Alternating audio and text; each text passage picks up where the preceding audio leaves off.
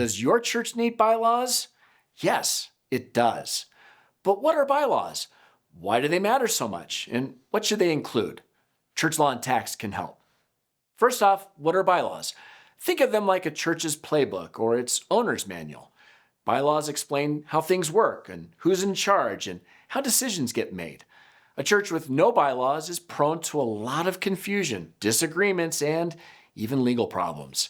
For example, if a church does not have bylaws, nobody knows who gets to vote on big decisions, or how to resolve a conflict between leaders, or how to manage the finances, and that can be a recipe for disaster.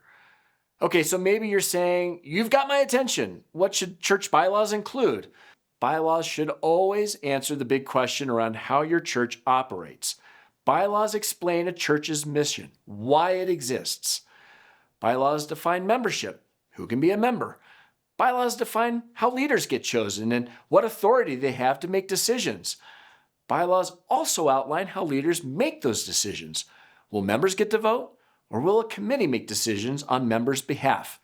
Will there be regular leadership meetings? Who can attend?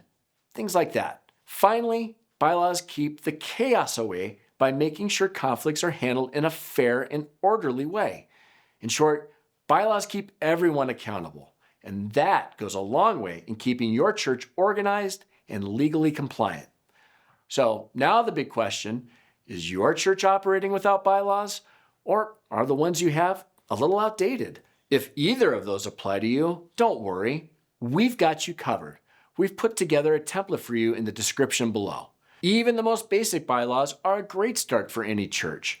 Work with your leadership team to start drafting yours, and consult with a lawyer who understands a thing or two about church law.